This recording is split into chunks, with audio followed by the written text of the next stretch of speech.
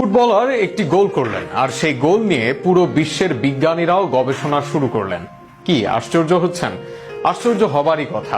যদিও ফুটবল নিয়ে বিজ্ঞানীদের কোনো মাথা ব্যথা নেই, তবে বিজ্ঞান আছে সবকিছুতেই।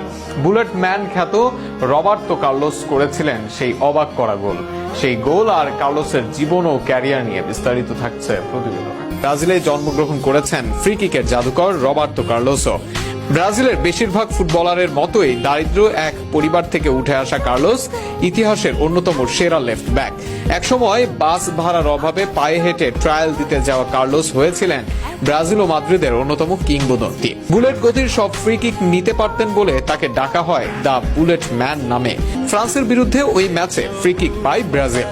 শটটি নেওয়ার আগে কেউ বুঝতে পারেননি কি হতে চলেছে, কারণ বলটি যেখানে বসানো ছিল সেখান থেকে সোজাসুজি গোলে মারা সম্ভব ছিল না।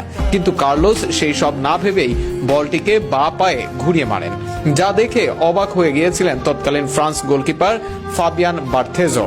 দেখে মনে হয়েছিল বলটি কর্নার ফ্ল্যাগের দিকে যাবে, কিন্তু সবাইকে অবাক করে বলটি বিপরীত দিকে ঘুরে পোস্টের গা ঘেঁষে গোলে ঢুকেছে।